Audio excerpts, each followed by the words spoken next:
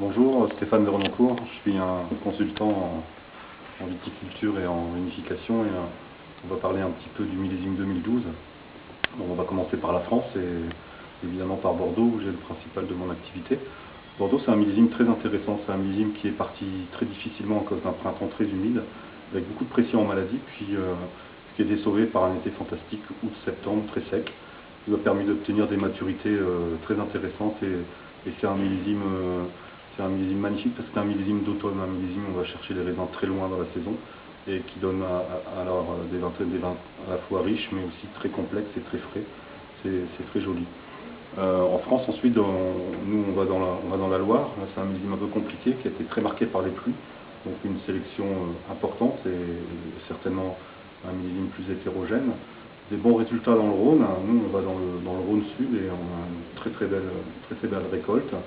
Des choses intéressantes dans le Languedoc aussi, dans le Sud, où on a un millésime qui est bien parce qu'il n'est pas trop chaud, donc on retrouve cette notion de fraîcheur. Et un millésime difficile mais très réussi chez La Roche, à Chablis. On est très content des vins. Quant à l'étranger, c'est un peu disparate.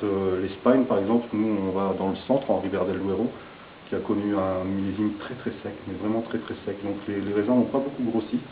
Et finalement, les Tempranillo ont fait des peaux un peu fines et on a un millésime qui est très élégant, un peu atypique par rapport à ce qu'on a d'habitude là-bas. L'Italie donne un millésime très intéressant, et notamment sur les Cabernet Sauvignon sur la côte, dans l'appellation Bolgheri. C'est certainement un millésime qui va rentrer dans la légende. Un peu plus chaud à l'intérieur, mais des résultats intéressants dans la région du Chianti. Et ensuite la Californie, qui a un très joli millésime, et à la fois quantitatif et à la fois qualitatif. Très beau millésime. On a un petit vignoble en Virginie qui va bien s'en sortir. L'Autriche, très beau millésime en Autriche parce qu'il n'y a pas eu de pluie sur l'automne. Et donc ça fait des vins très équilibrés. Après on a des choses un peu plus exotiques. Le Liban qui n'a pas souffert de vagues de chaleur et qui encore une fois peut maintenir un peu de fraîcheur dans les vins, c'est intéressant.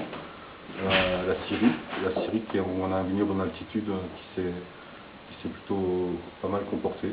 Donc la difficulté en fait elle a été surtout dans la gestion du printemps en France par rapport aux maladies cryptogamiques, mais sinon globalement c'est un millésime très intéressant et très varié.